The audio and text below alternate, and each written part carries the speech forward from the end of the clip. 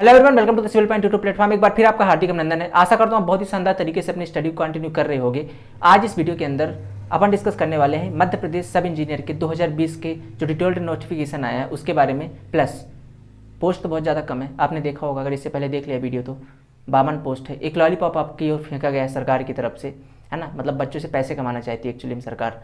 फिर भी जितनी वैकेंसी है, कंपटीशन जम के रहने वाला है। किस प्रकार से स्मार्ट वर्क करोगे आपके आपको सिलेक्शन हो जाए। सिलेबस पैटर्न क्या है, पिछले 4-5 साल का पेपर एनालिसिस किया मैंने, उसके आधार पर किस सब्जेक्ट के वेटेज ज़्यादा रह रहा है, किस सब्जेक्ट से किस टॉपिक से क्वेश्चन आ रहे हैं, नॉन टेक्निकल पोर्सन कहाँ से पढ़ना है, कौन सा स्टडी मटेरियल आप प्रेफर करोगे ताकि आपका सिलेक्शन आसानी से हो जाए। ठीक है, इन सब चीज़ों पर आपकी बात आज होगी, आपसे बात होगी आज। ठीक है, तो पूरा एक स्ट्रेटजी डिस्कस करूंगा, बुक्स बताऊंगा कौन सी बुक्स परचेज करनी है आपको, किस तरीके से पढ़ना, सारा चीज़ इस वीडियो के अंदर डिस्कस करेंगे। वीडियो थोड़ा सा लंबा होगा, वीडियो तक कंप्लीट रुकिएगा जरूर।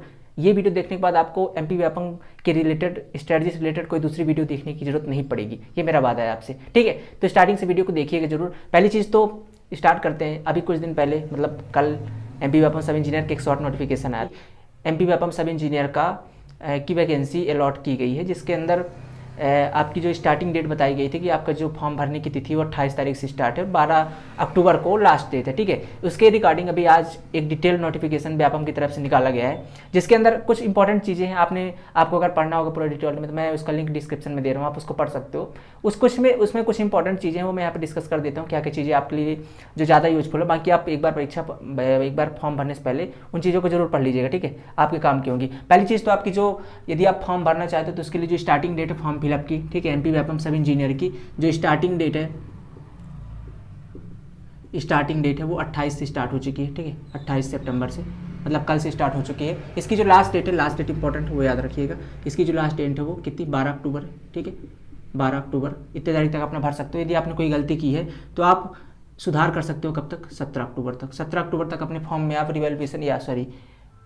सुधार कर सकते हो। उसको फिर से एक बार अपन देख सकते हो ना कि क्या कैसे आपने गड़बड़ की है। इसके बाद ये तो एक मोटी मोटी चीज़ है, इतनी चीज़ें। इसके बाद यदि आप जनरल कैंडिडेट से बिलोंग करते हो, जनरल कैटेगरी से बिलोंग करते हो, तो आपको 500 रुपये प्लस 60 रुपये, ठीक है, और प्लस 20 रुपये, इतने रुपये पे करने पड़ेंगे। मतलब कुल मिलाकर लगभग वही 600 रुपये करीबन पे करने पड़ेंगे। यदि आप ओबीसी कैंडिडेट से हो तो 250 रुपये, ST/SC का भी 250 रुपये है, OBC ST/SC जितना भी है सबका बाकी 250 रुपये। ठीक है, ST/SC सबका ये 250 रुपये फीस है। मोटी मोटी बात ये है। इसके बाद और क्या चीज़ें आई है डिटेल नोटिफिकेशन के अंदर, कुछ चीज़ें डाउट ये था कि भाई क्या जो एमपी व्यापम की सब इंजीनियर की वैकेंसी आई उसके अंदर सीटें कितनी रहेंगी। पहली चीज़ तो ये, तो देखो सीट ही की तो सब प्रॉब्लम है ना। मतलब सरकार पूरा गेम खेल गई आप लोग के साथ। क्या भाई गेम खेल गई कि मतलब केवल गिने चुने पोस्ट आई हैं, 52 पोस्ट आई हैं। केवल कितनी पोस्ट है? Total 52 post. ठीक है, टोटल कितनी पोस्ट भाई? टोटल 52 पोस्ट है, जिसके अंदर भी मतलब कई सारे क्राइटेरिया। जैसे जनरल कैंडिडेट की बात करूं तो जनरल केवल 35 सीट है। ठीक है, टोटल 35 सीट है। बाकी ST/SC और OBC के 35 सीट के अंदर भी 28 सीट आपके मेल के लिए हैं और बाकी जो बची 7 सीटें आपकी फीमेल के लिए है। ठीक है, फीमेल के लिए है। इसके बाद और भी इसमें कई सारी पोस्ट हैं, वो आप देख लीजिएगा ST/SC OBC के लिए कितनी, वो डिटेल नोटिफिकेशन में आप जाकर के चेक कर सकते हो। और कुछ इंपॉर्टेंट चीज़ें कि इसमें बीटेक वाले एलिजिबल हैं कि नहीं है, तो बिल्कुल उसमें जो निम्नतम योग्यता है, मतलब निम्न योग्यता जो है वो पॉलिटेक्निक डिप्लोमा रखी गई है। इससे उच्च अर्हता वाले भी दे सकते हैं, भर सकते हैं फॉर्म, मतलब बीटेक भी एलिजिबल है। आप सोच सकते हो सरकार का सीधे से मोटिव यही कि वो पैसा कमाना चाहती है।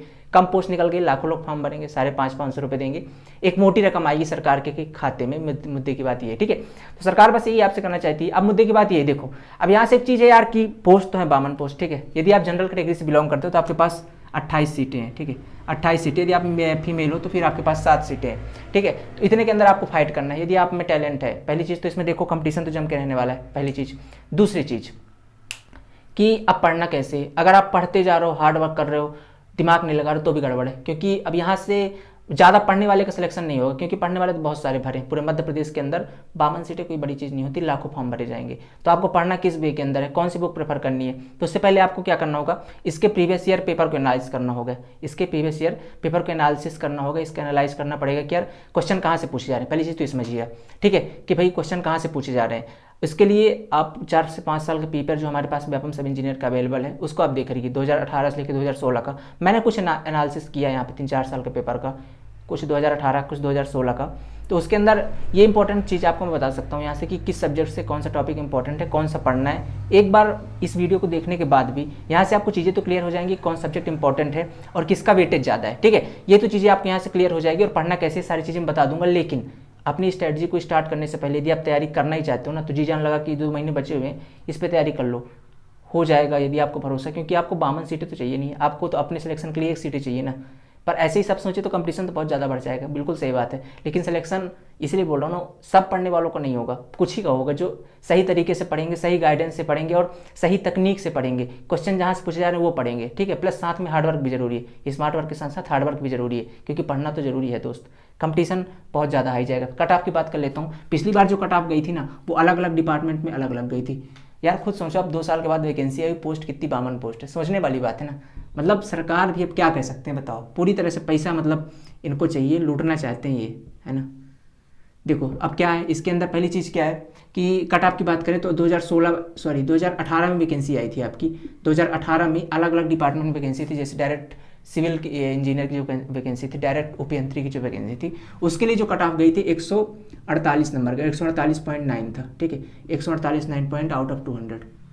डायरेक्ट ओपी की बात करूँ, मानचित्रकार का जो था, ठीक है, मानचित्रकार का एक मानचित्रकार पोस्ट थी, उसकी जो जनरल कैटेगरी की वो 162 गई थी। मैक्सिमम जो कट ऑफ मानचित्रकार गई थी वो कितनी गई थी, 162। बाकी सब सारे 150, 155 इसके आसपास ही थे। तो आप समझ सकते हो, जब पोस्ट पिछली बार काफ़ी ज़्यादा थी, 600-700 पोस्ट थी सिविल इंजीनियरिंग की, तो जाकर के इतनी हाई कट ऑफ गई थी आपकी, ठीक है। तो जाकर कितनी कट ऑफ गई थी। अब इस बार आपकी 52 पोस्ट है, कैंडिडेट भी ज़्यादा हैं। जो फाइनल ईयर में थे डिप्लोमा वाले, बीटेक वाले, उनका भी फाइनल ईयर कंप्लीट हो चुका है, तो वो लोग भी एलिजिबल हैं इसमें, है ना। तो समझ सकते हो ना कंपटीशन कितना हाई लेवल का रहने वाला है, सारे भरने वाले हैं, है ना। तो अब देखो इसमें आपको सही तरीके से पढ़ना है, किस तरीके से पढ़ना है, क्या स्ट्रेटजी। मुद्दे की बात यह है कि आपको अगर इस बार क्वालिफाई करना है तो कट ऑफ तो सीधी सी बात थोड़ी सी तो बढ़ेगी, थोड़ी सी हाई जाएगी कट ऑफ, लगभग 170 के आसपास मान सकते हो। इससे ज़्यादा कट ऑफ नहीं, 160 से 170 के बीच यदि आप स्कोर कर रहे हो तो आप सेफ जोन के अंदर रहोगे। मतलब 165 तो प्लस ही मान लो आप, ठीक है। 165 प्लस अगर स्कोर कर रहे हो तो आप सेफ जोन में हो, ठीक है। 165 प्लस, अभी 165 प्लस स्कोर करना 200 में से। निगेटिव मार्किंग बिल्कुल नहीं है, डिटेल नोटिफिकेशन में ये बात बताई गई कि निगेटिव मार्किंग नहीं है आपकी, ठीक है। 200 में मार्किंग होगी। सब्जेक्टिव अभी अपन डिटेल इसका सिलेबस देखेंगे क्या क्या चीज़ें हैं, ठीक है। तो इतनी मोटी मोटी बात है, इतनी चीज़ समझ लीजिए। इसके बाद 165 नंबर कम से कम आपको चाहिए 200 में से। 200 नंबर का पेपर है, 3 घंटे का टाइम है, ठीक है। 3 घंटे का आपके पास टाइम है और 200 नंबर का आपका पेपर होने वाला है, कोई माइनस मार्किंग नहीं है। और 9 से 10 दिसंबर को आपका पेपर है, ये भी समझ लीजिए। 9 से 10 दिसंबर को आपका पेपर की डेट है, ओके। 9 से 10 दिसंबर को, कुल मिलाकर के आज सितंबर खत्म हो चुका है, अक्टूबर और नवंबर और 10 दिन के दिसंबर, कुल मिला कितने दिन बचे आपके पास, 70 दिन का टाइम है, ठीक है। इस 70 दिन के अंदर आपको अपनी जान लगानी पड़ेगी, ठीक है। इस 70 दिन के अंदर आपको अपनी जान लगानी पड़ेगी यदि आप सिलेक्शन चाहते हो तो, क्योंकि पोस्ट बहुत कम है, सिलेक्शन कंपटीशन बहुत जम के रहने वाला है, ये भी समझ लीजिए। इसके बाद अब बात करते हैं इसके सिलेबस डिस्कशन की, सिलेबस क्या क्या चीज़ दिया गया है इसके अंदर, ठीक है। सिलेबस के अंदर क्या क्या चीज़ें बताई गई है और पढ़ना कैसे, मुद्दे की बात ये, ठीक है। अगर आपको कुछ और नोटिफिकेशन से रिलेटेड चाहिए, अब उसमें वही चीज़ बताई गई है कि आपको रिजर्वेशन कितना मिलेगा, तो ये रिजर्वेशन के बारे में बताया गया, एसटी कितना, ओबीसी कितना। जनरल कैंडिडेट के बारे में बता दो, जो 10% ईडब्ल्यूएस मिलने वाला था वो भी आपको इस वैकेंसी के अंदर देखने को नहीं मिलेगा। क्यों नहीं मिलेगा? क्योंकि ईडब्ल्यूएस की कोई सीट नहीं है, ईडब्ल्यूएस की 0 सीट है। दूसरी चीज़, एक और डाउट रहता है स्टूडेंट्स को, क्या एमपी से बाहर वाले एलिजिबल है? तो बिल्कुल नहीं, एमपी से बाहर वाले एलिजिबल नहीं है, क्योंकि पहले ही शिवराज सिंह ने बता दिया कि भाई केवल एमपी के लोग ही फॉर्म भर पाएंगे, ठीक है। इसके बाद दूसरी चीज़, इतनी चीज़ें आपके सारे डाउट लगभग क्लियर हो गए होंगे। बीटेक वाले एलिजिबल है, ये चीज़ भी क्लियर हो गई। इसके बाद सिलेबस की बात कर लेते हैं। सिलेबस आपका बिल्कुल सेम है। अपन सोच रहे थे कुछ इस बार पैटर्न बदलेगा, लेकिन बिल्कुल भी चेंज नहीं हुआ है। जो पैटर्न आप पढ़ते आए हो पिछली बार, ठीक है, जो पैटर्न आपका पिछला बार था पेपर 2016 के अंदर, 2018 के अंदर, 17 के अंदर, सेम पैटर्न इस बार भी फॉलो हो रहा है। मतलब 100 नंबर का आपका टेक्निकल पोर्शन है, ठीक है, 100 नंबर का आपका टेक्निकल पोर्शन है और 100 नंबर का आपका नॉन टेक पोर्शन है, ठीक है। वीडियो में बने रहना, बहुत शानदार एनालिसिस दूंगा, 4-5 साल के पेपर का एनालिसिस मैंने किया है। 100 नंबर का टेक्निकल पोर्शन के अंदर आप यदि सिविल इंजीनियरिंग ब्रांच से हो, इस बार तो एक अच्छी चीज़, मतलब एक और ये चीज़ है, केवल सिविल इंजीनियरिंग ब्रांच की वैकेंसी आई, मतलब 52 पोस्ट है, वो भी सिर्फ सिविल इंजीनियरिंग के, मतलब इलेक्ट्रिकल और मैकेनिकल और भी जो आईटी वगैरह उनकी कोई वैकेंसी ही नहीं है, ठीक है। तो केवल सिविल इंजीनियरिंग की वैकेंसी है, कितनी, 52 पोस्ट है। और बात करते हैं अभी किन की, नॉन टेक्निकल की। नॉन टेक्निकल के लिए जो आपके केवल 7 सब्जेक्ट हैं, ठीक है, नॉन टेक्निकल में आपके 7 सब्जेक्ट हैं। मैंने इससे पहले वाले एक वीडियो में बताया था, आज थोड़ा सा और डिटेल में बताऊंगा इनके बारे में। 7 सब्जेक्ट के अंदर पहला तो आपकी हिंदी हो गई, ठीक है, हिंदी। दूसरा आपका जनरल नॉलेज, ठीक है, जीके का पोर्शन, तीसरा है आपका जनरल इंग्लिश, ठीक है, चौथा आपका रीजनिंग, फिर इसके बाद है आपकी मैथ, ठीक है, फिर है आपकी कंप्यूटर, और फिर आपका है जनरल साइंस का पोर्शन, जनरल साइंस का पोर्शन। तो कुल मिलाकर के आपके ये 7 सब्जेक्ट हैं, जहाँ से आपके 15 क्वेश्चन हिंदी से और 15 क्वेश्चन आपके जीके से, बाकी सभी से 14-14 नंबर के क्वेश्चन, ठीक है, बाकी सभी से 14-14 नंबर के क्वेश्चन आपसे पूछे जाएंगे। ऑफिशियल डाटा है, कोई मत बोलना किसी से 15 से किसी से 14, कभी कभी हो जाता है किसी से 14 पूछ ले किसी से 15, बाकी यही रहने वाला है, मैंने एनालिसिस किया तो बता रहा हूँ। हिंदी से 15 क्वेश्चन, जीके से 15, जनरल इंग्लिश से 15, रीजनिंग से 14, और मैथ से, कंप्यूटर और जीएस से भी आपके 14-14 नंबर के क्वेश्चन। इनके अंदर क्या क्या चीज़ें पूछी जाती है अभी इन पे बात करेंगे। सिविल की टेक्निकल की बात करूँ तो इसके अंदर आपके लगभग सारे सिलेबस, एसएससी जेईई के अंदर तो कम से कम आपका एक सिलेबस डिफाइन रहता है कि यार यही सब्जेक्ट हो तो यही पढ़ना है आपको। इसके अंदर कोई सिलेबस ही नहीं दिया, बस बोल दिया कि आरजीपीवी के सिलेबस के अंदर एक चीज़ बोली गई है कि जो आरजीपीवी का सिलेबस है आपका डिप्लोमा लेवल का, ठीक है, आरजीपीवी का सिलेबस है डिप्लोमा का, ठीक है, आरजीपीवी का सिलेबस है डिप्लोमा का, ओके, उसके हिसाब से ये जो आपका पूरा परीक्षा पैटर्न रहने वाला है, क्वेश्चन आपके यही लेवल से आने वाले हैं, आरजीपीवी के जो डिप्लोमा का लेवल है, ठीक है, उसके रिगार्डिंग आपके आने वाले हैं। उसमें जितने भी आपने सब्जेक्ट पढ़े ना सारे पूछ लेते हैं, ये एक भी सब्जेक्ट नहीं छोड़ते। जैसे एसएससी जेईई के अंदर रेलवे से क्वेश्चन नहीं आते, यहाँ रेलवे से देखने को मिलेंगे। एसएससी जेईई के अंदर बिल्डिंग मटेरियल से क्वेश्चन, बिल्डिंग ड्राइंग से क्वेश्चन नहीं आते, यहाँ आपको बिल्डिंग ड्राइंग से भी क्वेश्चन देखने को मिलेंगे। एसएससी जेईई के अंदर आपके अप्लाइड मैकेनिक्स नहीं आते, यहाँ आपको भी देखने, मतलब एक कंबाइन जो भी आपने डिप्लोमा के अंदर जितने भी सब्जेक्ट पढ़े ना, सबसे यहाँ आपको क्वेश्चन देखने को मिल जाएंगे। लेकिन कुछ सब्जेक्ट का वेटेज ज़्यादा है, कुछ सब्जेक्ट का वेटेज कम है, वो किस सब्जेक्ट का वेटेज ज़्यादा है किसका कम है, उन चीज़ों पर मैं भी आपको एक एनालिसिस देने वाला हूँ, ठीक है। मैंने कुछ एनालिसिस किया है, जैसे ठीक है, ये देखो मैंने कुछ ये एनालिसिस किया है, ठीक है, 3-4 साल के पेपरों का।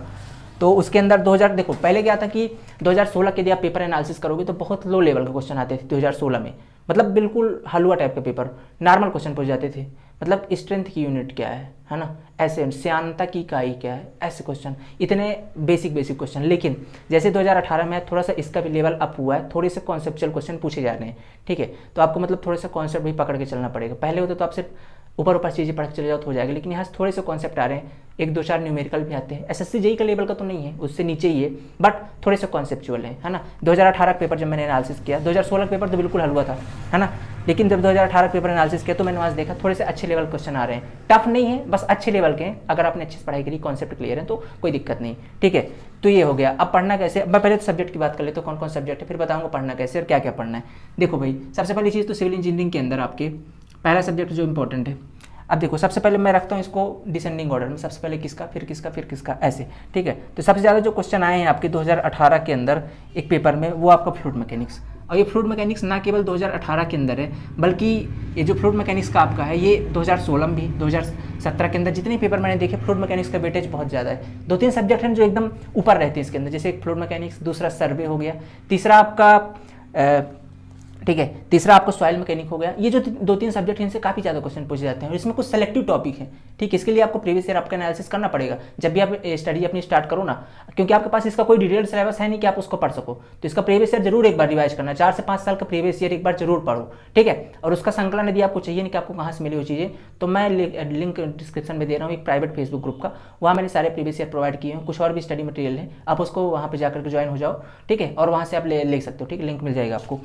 इसके बाद क्या, फ्लूइड मैकेनिक्स। फ्लूइड मैकेनिक्स के अंदर आपको कम से कम 18 के अंदर एवरेज इसका 10 से 12 क्वेश्चन का रहा है, हर पेपर के अंदर 8 से 10 से 12 क्वेश्चन पूछे ही जा रहे हैं फ्लूइड मैकेनिक्स से। और इसके अंदर भी 3 से 4 क्वेश्चन केवल फ्लूइड मशीनरी से आते हैं, ठीक है, फ्लूइड मशीनरी से, मतलब टरबाइन से, पंप से, रेसिप्रोकल पंप क्या, सेंट्रीफ्यूगल पंप, इससे रिलेटेड कॉन्सेप्ट आ रहे हैं, मतलब 3 से 4 क्वेश्चन या 5 क्वेश्चन तक आया, ठीक है। 2016 के अंदर तो बहुत ज़्यादा क्वेश्चन आते थे, थोड़ा सा कम हुआ 2018 के अंदर आते थे। तो कुल मिला के बात ये कि फिर भी 10 से 12 क्वेश्चन मेंटेन हो रहा है, कहाँ से, आपके फ्लूइड मैकेनिक्स वाले पार्ट से, ठीक है, आप समझ जाइएगा। इसके बाद आपका जो दूसरा विषय है, दूसरा आपका सॉइल मैकेनिक।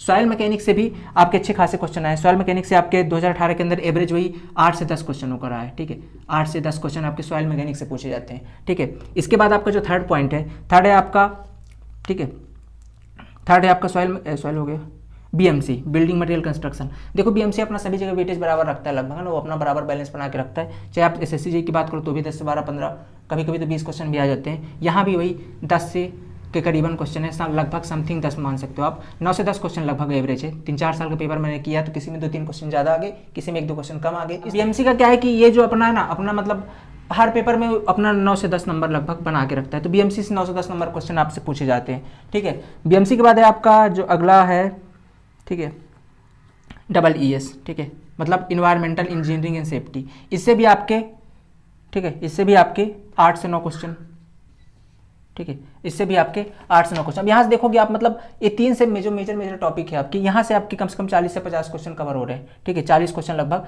30 से 35 क्वेश्चन आपके 3-4 सब्जेक्ट से। इसके बाद है आपका जो अगला, फिर बाकी सब में भी ऐसे ही, जैसे आपकी मैं कंस्ट्रक्शन की बात करूँ, ठीक है, ठीक है। इसके बाद जो आपका 5वां नंबर है, 5वां आपका बिल्डिंग ड्राइंग से आपके वही 4 से 5 क्वेश्चन बिल्डिंग ड्राइंग से पूछे जाते हैं, ठीक है, बिल्डिंग ड्राइंग से 4 से 5 क्वेश्चन। इसके बाद आपका हाईवे से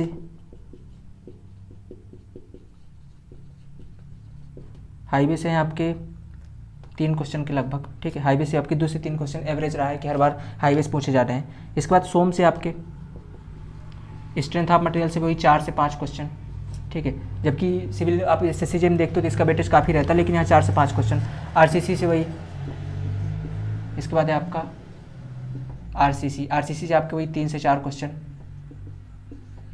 फिर इसके बाद है आपका अगला सब्जेक्ट स्टील, ठीक है, स्टील से आपके वही 5 से 6 क्वेश्चन एवरेज पूछे गए हैं।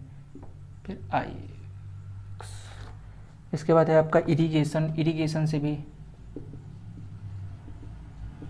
से 4 क्वेश्चन एवरेज है। देन है आपका हाइड्रोलॉजी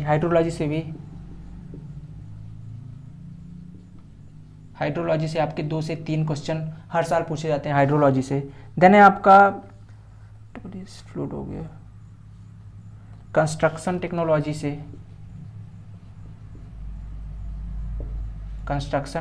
से भी आपके 3 से 4 क्वेश्चन हर साल पूछे जाते हैं। इसके बाद है आपका सर्वे हो गया। अच्छा, इसमें एक मेजर जो सब्जेक्ट बचा आपका सर्वे, ठीक है, सर्वे मैंने बोला बट लिखा नहीं, इसको यहाँ पे लिखेंगे। सर्वे आपका एक मेजर टॉपिक है, ठीक है,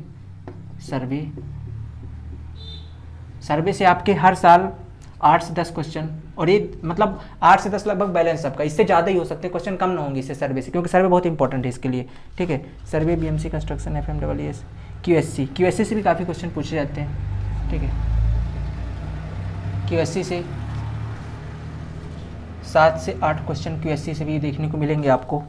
देन इसके बाद है आपका स्टील, इरिगेशन, हो गए, सोम, हाइड्रो, सारे सब्जेक्ट हो गए, हाँ 12 सब्जेक्ट हो गए आपके, QSC, कंस्ट्रक्शन, सर्वे, BMC, ठीक है। तो ये सारे सब्जेक्ट हैं आपके, देख सकते हो इतने सब्जेक्ट हैं आपके, इतने सब्जेक्ट के अंदर से आपका सारा कुछ ये पूछा जाएगा। और इसका मैंने एक एवरेज 4 से 5 साल का जो कि आपके व्यापम के अंदर पूछा गया है, उसका एक पूरा एनालिसिस मैंने तैयार किया पेपर के एनालिसिस करके, ठीक है। तो आप इसको देख सकते हो, इससे आपको एक आइडिया लग जाएगा। लेकिन मैं तो कहता हूँ कि इसको देखने के बाद भी आप एक बार खुद से एनालिसिस जरूर करना, ताकि आपको खुद आइडिया लग सके यार कि पेपर कहाँ से आ रहे हैं। आप क्वेश्चन को पढ़ोगे तो आपको आइडिया लगेगा कि क्वेश्चन का लेवल क्या है, किस तरीके से आपको तैयारी करनी है, ठीक है। तो आप एक बार खुद से एनालिसिस जरूर करना इसकी, ठीक है, आप इसकी खुद से एक बार एनालिसिस जरूर करना। ओके, तो ये तो बात हो गई इतनी। ये तो बात होगी भाई आपके नॉन टेक पोर्शन की, सॉरी टेक्निकल पोर्शन की, ठीक है। टेक्निकल पोर्शन का ये जो मैंने एनालिसिस किया था उसकी बात हो गई। अब अगला जो पोर्शन है आपका अगला पोर्शन है आपका जो नॉन टेक पोर्शन, ठीक है। नॉन टेक पोर्शन से आपके कैसे क्वेश्चन, आप एक बार देख लो इसको, इस तरीके से क्वेश्चन आए हुए हैं। ये जो आपका एवरेज रहा, जो आपके जो मेजर सब्जेक्ट है पहले आप उनको देख लो। फिर इसके बाद जो टॉपिक्स है, जैसे सर्वे के अंदर 8 से 10 क्वेश्चन आते हैं, यहाँ कंटूर लेवल से क्वेश्चन बहुत ज़्यादा आते हैं, कंटूरिंग वगैरह चैप्टर से, ठीक है। तो आपको ये जब आइडिया लगेगा जब आप पूरा इसका वीडियो अपना प्रीवियस ईयर जरूर एनालिसिस करोगे। तो स्टार्टिंग करने से पहले अपनी तैयारी को 4-5 साल का प्रीवियस ईयर बैठ के आराम से एनालिसिस करना, एक 4-5 घंटे उस पर लगाना, ठीक है। वेस्ट नहीं है टाइम, ये बहुत इंपॉर्टेंट है, बहुत ज़्यादा जरूरी है चीज़, क्योंकि हमारे पास सिलेबस तो है नहीं इसका, बस लिख दिया कि RGPV के, तो हमको पता नहीं ना कौन से टॉपिक से कैसे क्वेश्चन आएंगे, तो हमको प्रीवियस ईयर करना बहुत जरूरी हो जाता है, मस्ट है। इसके बाद करेंगे अपन नॉन टेक्निकल की।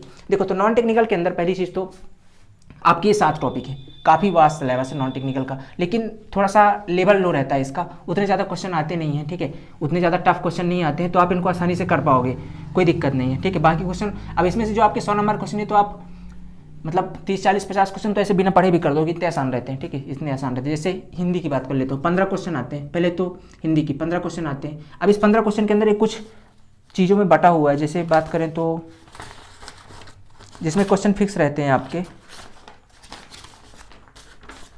अच्छा ये ओके, जैसे पहला चीज़ संधि का, ठीक है, हिंदी में सबसे बड़ी चीज़ संधि का है, ठीक है, संधि से 2 क्वेश्चन फिक्स है हर साल आते हैं संदेश 2 क्वेश्चन। इसके बाद आपका संधि के बाद है आपका विलोम शब्द से, एक विलोम से आएगा ही, ठीक है, एक पर्यायवाची से आ गया, ठीक है।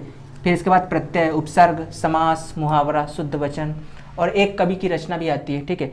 ये पीडीएफ मैं लगा दूंगा अभी, ठीक है। ये जो मैंने पीडीएफ तैयार किया है मैं अभी यहाँ पे अपने बोर्ड में लगा रहा हूँ, इसको आप देख लो, ठीक है। ये आप देख सकते हो, मैं इसको अभी लगा देता हूँ, देख लो इसको आप, इसका स्क्रीनशॉट ले लो, इसमें कुछ इंपॉर्टेंट टॉपिक्स हैं तो यहाँ देख सकते हो। अब देखो यार पढ़ना कैसे है, ठीक है, पढ़ना कैसे, एनालिसिस तो हो गया। जीके के अंदर बात करूँ तो अब देखो जीके के अंदर की बात करें यदि तो जीके के अंदर आपका एमपी जीके इंपॉर्टेंट है, बाहर का इंडिया लेवल का नहीं पढ़ना आपको, जी को थोड़ी बहुत देख सकते हो जो इंपॉर्टेंट। ओके, तो यहाँ तक यार आपने समझ लिया, ठीक है। जीके से आपको केवल एमपी जीके पढ़ना है, केवल एमपी जीके पर फोकस करना है, ठीक है, क्योंकि एमपी के अलावा जनरली पूछता नहीं है। साथ में आप करंट अफेयर लास्ट 6 मंथ का करंट अफेयर पढ़ लो, ठीक है। यहाँ से आपको ऑलरेडी 15 क्वेश्चन में 12-13 क्वेश्चन देखने को मिल जाएंगे। एक आध क्वेश्चन आते हैं इंडिया लेवल पर, ठीक है, या इंडिया से मध्य प्रदेश से निकल कर जो इंडिया लेवल पे कुछ कर रहे हैं, ठीक है, जैसे मध्य प्रदेश के से कोई जाके सुप्रीम कोर्ट में चीफ जस्टिस है तो उसका नाम, तो ऐसे करके इंडिया लेवल पे ऐसे नहीं आते हैं आपके, ठीक है। एक आध और ऐसे वहाँ इंडिया जी के पूछे जा सकते हैं, बस इससे बाहर नहीं आती।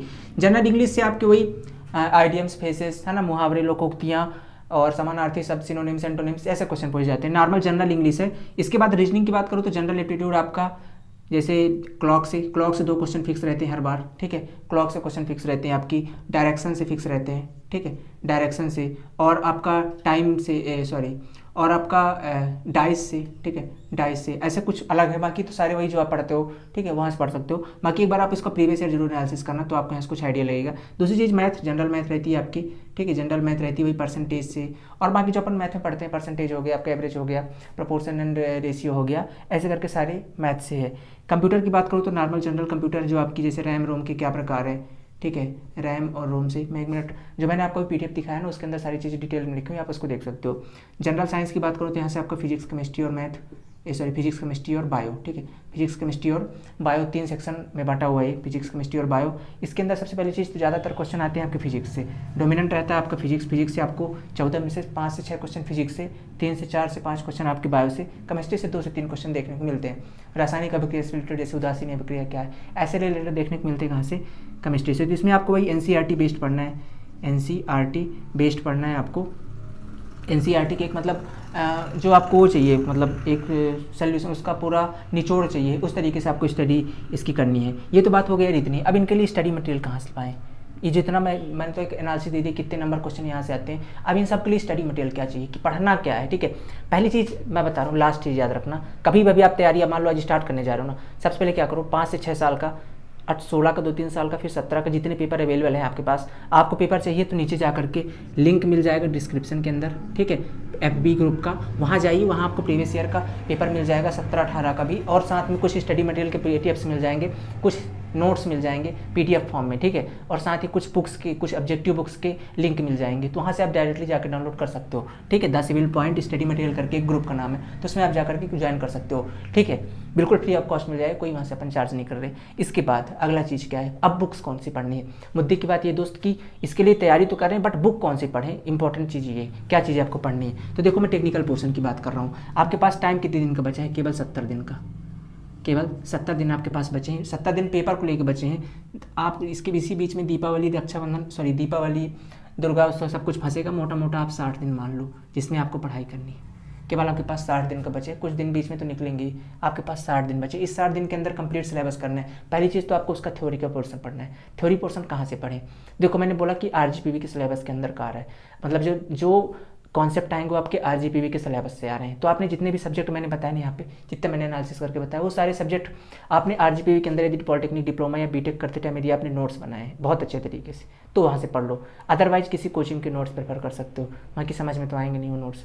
इसके बाद यदि आपने जैसे मान लो डिप्लोमा के अंदर किससे पढ़ाई की होगी, कुछ QB से पढ़ाई की होगी, ठीक है, जैसे या तो शिवानी से की होगी, है ना, या तो दीपक से की होगी, ठीक है, पॉलिटेक्निक वाले दीपक से पढ़े होंगे और ये वाले शिवानी से पढ़ाई की होगी। अगर आपके पास ये QB का कलेक्शन भी है ना, तो भी आप इन अगर QB को बहुत अच्छे तरीके से पढ़ लेते हो, बहुत अच्छे तरीके इन द सेंस, मतलब मैं QB पढ़ने की इसलिए बात करूँ क्योंकि आपके पास 60 दिन का टाइम है, आप कॉन्सेप्ट यहाँ से बहुत अच्छे से पढ़ सकते हो, क्वेश्चन इससे बाहर नहीं आएगा, लेवल वही है एकदम। तो अगर आप इन QB को भी बहुत अच्छे से इसकी थ्योरी पोर्शन पढ़ लेते हो ना, इसके बाद इतने पर नहीं रुकना, पर मैं सिर्फ थ्योरी पोर्शन की बात कर रहा हूँ इतना। इसके बाद यदि आपने इससे पहले अगर कहीं कोचिंग की हुई, अगर उसके नोट्स अवेलेबल हैं तो वहाँ से पढ़ लो, तो भी ज़्यादा सही है, वहाँ से भी पढ़ सकते हो। अदरवाइज यदि आपने ये सब चीज़ें नहीं पढ़ी तो सबसे बता रहा हूँ, कम टाइम के अंदर पढ़ने का सबसे बेस्ट जुगाड़ है आपका क्यूबी उठाओ। या तो आप बीटेक किए हो तो शिवानी उठा लो, यदि आपने पॉलिटेक्निक किया तो दीपक उठा लो, और उसको जितने सब्जेक्ट हैं बढ़िया बिंदास तरीके से सारी चीज़ें पढ़ डालो एक बार, ठीक है। ये पढ़ते साथ साथ जैसे आप मान लो आपने बिल्डिंग मटेरियल के अंदर आज सीमेंट टॉपिक पढ़ा, ठीक है, सीमेंट टॉपिक पढ़ा, पढ़ने की टेक्निक समझना आप,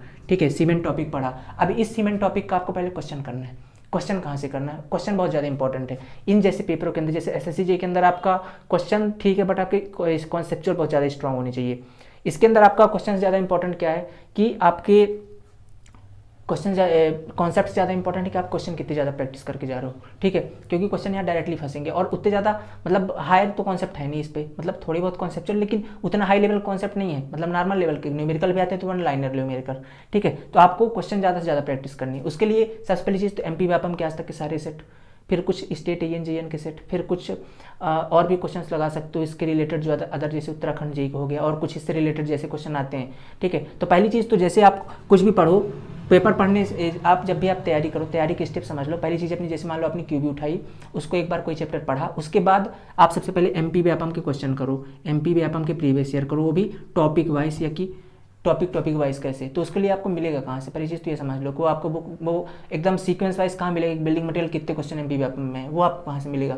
तो उसके लिए और उसके साथ और कई क्वेश्चन का कलेक्शन है, ठीक है, उसके साथ और कई एजेई का क्वेश्चन का कलेक्शन है। तो उसके लिए मैं एक बेस्ट बुक आपको बता देता हूँ, ठीक है, यूथ कंपटीशन टाइम्स की, ठीक है, बेस्ट बुक है, ऑब्जेक्टिव बुक है। इसके अंदर चूंकि एक यूथ कंपटीशन की आती है जिसमें अंदर सिर्फ एमपी व्यापम का है, लेकिन सिर्फ एमपी व्यापम का लेके करोगे क्या, आपको प्रैक्टिस तो पूरी ये करनी है। तो उसके लिए आप ये दो बुक तो मंगा ही लेना, यूथ कंपटीशन टाइम्स की, ठीक है, यूथ कंपटीशन टाइम्स की। इसकी दो आती है, एक आती है वॉल्यूम फर्स्ट और एक आती है वॉल्यूम सेकंड। बहुत अच्छी बुक है, मैंने देखी है इसे, मैंने पढ़ी भी है।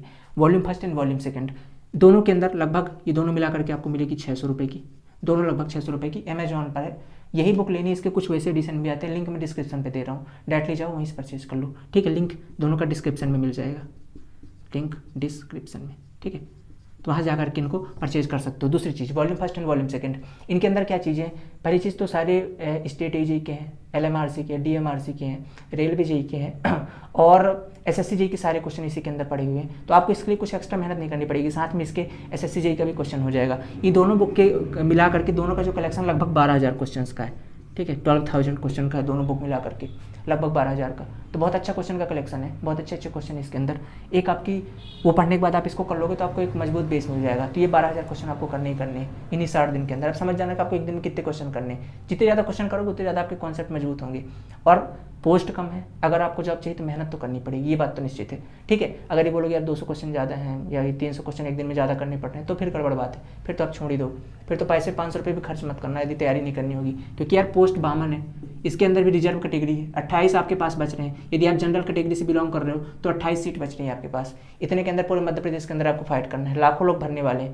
तो फिर काहे का आप लगाओगे पैसे, अगर आपको नहीं भरने तो क्यों तैयारी करोगे? आधे धूरे मन से तैयारी मत करना, मैं बता रहा हूँ। जिनको तैयारी करनी होगी जी जान लगा के, मतलब सब कुछ सर्वस्व त्याग के तैयारी करना तो ही करना, ठीक है। दूसरी चीज़, ऐसे नहीं कि गधों की तरह मेहनत करते रहो, थोड़ी सी स्मार्ट स्टडी, क्वेश्चन कहाँ से पूछे जा रहा है ना, जो टॉपिक पूछे जा रहे हैं वहाँ से पढ़ाई करनी है। कम टाइम के अंदर अच्छा आउटपुट चाहिए आपको, तो यहाँ से एक बार देख लेना इस चीज़ को। मेहनत करनी होगी तभी फॉर्म भरना, अदरवाइज भरने का 500 रुपये बर्बाद मत करना। फालतू सरकार की जेब में क्यों दोगे पैसे अगर नहीं करना तो, है ना। ऐसा नहीं कि मेरा हो जाए, शायद तुक्का हो जाए, तो देखो साहब तुक्का के मत सिलेक्शन नहीं होता, ठीक है, मेहनत करनी पड़ती है।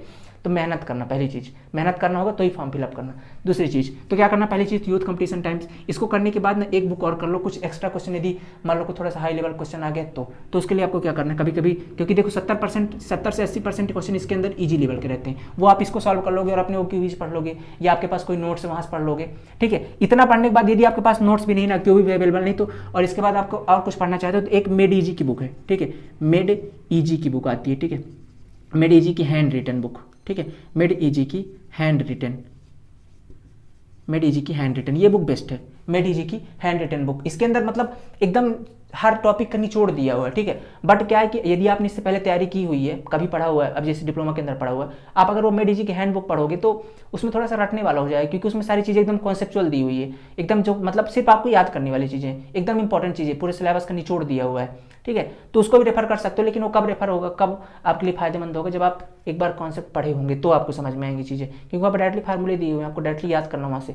कोई आपको कॉन्सेप्ट समझाया नहीं हुआ है तो आप इसको रेफर कर सकते हो। लेकिन आपके यदि आपने कभी तैयारी की है इससे पहले तो ये बुक रेफर करो, सबसे बेस्ट है। यदि नहीं की तो फिर आपने अपने जो आपने पढ़ा, जैसे दीपक पढ़ा तो दीपक ही पढ़ो, फिर ज़्यादा घर नहीं। वो कहते हैं ना, मतलब 1000 बुक पढ़ने से अच्छा एक बुक को 25 बार पढ़ो। तो आपने दीपक पढ़ा हुआ है तो उसी को पढ़ लो 4-5 बार, उतने में हो जाएगा, क्वेश्चन कर लो बस। यदि आपने इससे पहले और कहीं तैयारी की हुई है, अपने नोट्स से कोचिंग में तैयारी की हुई है, देन आप रेफर कर सकते हो मेडी जी को, अदरवाइज मत करना इसे, ठीक है। इसके बाद ये 2 बुक तो करनी कंपलसरी, इसको कर लिया आपने, 600 रुपये इसमें खर्चे होंगे आपके, करना इसको, लेना अगर करना है तैयारी तो, लिंक डिस्क्रिप्शन मिल जाएगा। दूसरी चीज़, इतना करने के बाद एक गुप्ता एंड गुप्ता बस ले लेना, बस 2 ही बुक पढ़ना, टाइम भी नहीं है आपके पास। गुप्ता एंड गुप्ता, ये 2 बुक जो ऑब्जेक्टिव बुक आपको टेक्निकल के लिए प्रैक्टिस करनी है अपनी सिविल इंजीनियरिंग के, जो 100 नंबर का है, 100 में से आपको 80 नंबर लाने पड़ेंगे तभी आपका सिलेक्शन होगा, अदरवाइज कोई मतलब का नहीं है, क्योंकि 160 नंबर कट ऑफ जाने वाली है। 80 से 85 90 नंबर आपको टेक्निकल में खींचने ही पड़ेंगे, क्योंकि नॉन टेक में फिर दिक्कत हो जाएगी। तो आपको 80-85 नंबर यहाँ खींचने, तो आपको इतनी बुक प्रैक्टिस करनी पड़ेगी, जान लगानी पड़ेगी, सीधी सी बात है। तो गुप्ता एंड गुप्ता और यूथ कंपटीशन की 2 बुक, दोनों का लिंक डिस्क्रिप्शन में मिल जाएगा, लिंक डिस्क्रिप्शन में जाइए। अगर इसका आपको पीडीएफ वर्जन चाहिए तो हमारे फेसबुक ग्रुप में गुप्ता एंड गुप्ता का पीडीएफ वर्जन मिल जाएगा, वहाँ से डाउनलोड कर सकते हो यदि आप पढ़ सकते हो पीडीएफ वर्जन तो, अदरवाइज डायरेक्टली ऑर्डर कर सकते हो अमेजॉन से, लिंक मैंने दे दिया है। दूसरी चीज़, ये तो बात होगी टेक्निकल पोर्शन की, क्या करना है टेक्निकल पोर्शन में, क्यूबीज उठाओ, यदि आपने क्यूबीज पढ़ाई की है, कोचिंग से नोट्स पढ़ाई की तो कोचिंग के नोट्स उठाओ।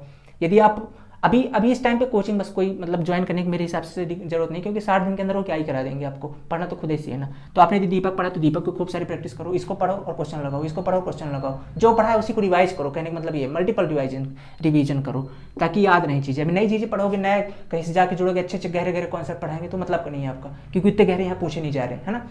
तो जो पढ़ा है बस उसी को रिवाइज करो। इसके बाद बात करेंगे नॉन टेक पोर्शन की। नॉन टेक पोर्शन 100 नंबर का है, आपने टेक्निकल पोर्शन का इतना कर लोगे तो 80-85 क्वेश्चन मार्क के आओगे यार, और मार्क के तो आप 100 आओगे, क्योंकि माइनस मार्किंग तो है नहीं, ठीक है। तो इतना चीज़ नोट कर लो इसको, इसके बाद देखते हैं।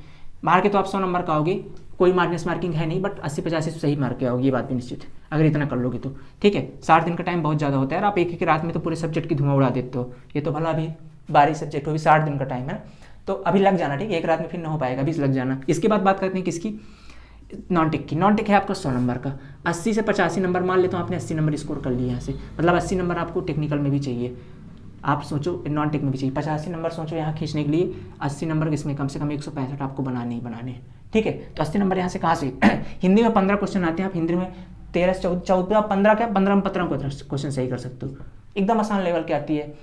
इति आदि, इति धन आदि, इसमें कौन सी संधि, ईड स्वर संधि, ऐसे क्वेश्चन आते हैं एकदम नॉर्मल संधि समास, थोड़े से इनकी में। अब इनको पढ़ना कहाँ से, एकदम आसान क्वेश्चन आते हैं, हिंदी में पढ़ना कहाँ से। इसके लिए कोई भी हिंदी का ग्रामर यूज कर लेना, हिंदी ग्रामर की कोई भी बुक आपके पास पड़ी हुई है पढ़ लेना, और इसके कुछ जो आपके एमपी व्यापम के नॉन टेक्निकल पोर्शन का हिंदी वाला पार्ट है उसका रिवीजन कर लेना, वहीं से उसकी क्वेश्चन की प्रैक्टिस कर लेना, जो भी अवेलेबल है आपके पास 10-12 साल का, उससे आप रिवीजन कर लेना, है ना। अभी बता रहा हूँ ना, आपके पास पेपर है, वहाँ से हिंदी का रिवीजन कर लिया, कुछ और क्वेश्चन है वहाँ से प्रैक्टिस कर लिया, हिंदी का काम हो जाएगा, बन जाएगी। ग्रामर एक बार पढ़ लिया किसी भी हिंदी ग्रामर से, ठीक है। जीके की बात करूँ तो एमपी जीके आपको पढ़ना है, एमपी जीके पढ़ना है। एमपी में जैसे जियोग्राफी, एमपी में कितनी विधानसभा की सीट है, पॉलिटी कुछ पढ़ लिया। हिंदी, एमपी के चारों तरफ कौन सा बॉर्डर है, राइट में कौन सा, ईस्ट में कौन सा, वेस्ट में कौन सा, किसकी बॉर्डर किससे लगती है, एमपी से कौन नदियाँ निकलती, किस नदी को क्या बोलते हैं, पचमढ़ी में कौन सा, किस राजा ने क्या किया, थोड़ा सा एमपी के बारे में पढ़ना है, एमपी जीके पढ़ना है, सीधी सी बात है। कहाँ से पढ़ोगे, कोई भी एमपी जीके की एक बुक ले लेना, सस्ती वाली, पतली सी, ज़्यादा मोटी नहीं, 20 रुपये की शायद मनोहर पांडे की आती है, देख लेना, आती है शायद, तो उसको ले लेना, आप ज़्यादा इसमें खर्चे नहीं करने, ठीक है। इतना ज़्यादा नहीं पढ़ना एमपी के बारे में, हल्का ऊपर की चीज़ें पूछी जाती है तो एमपी जीके के बारे में।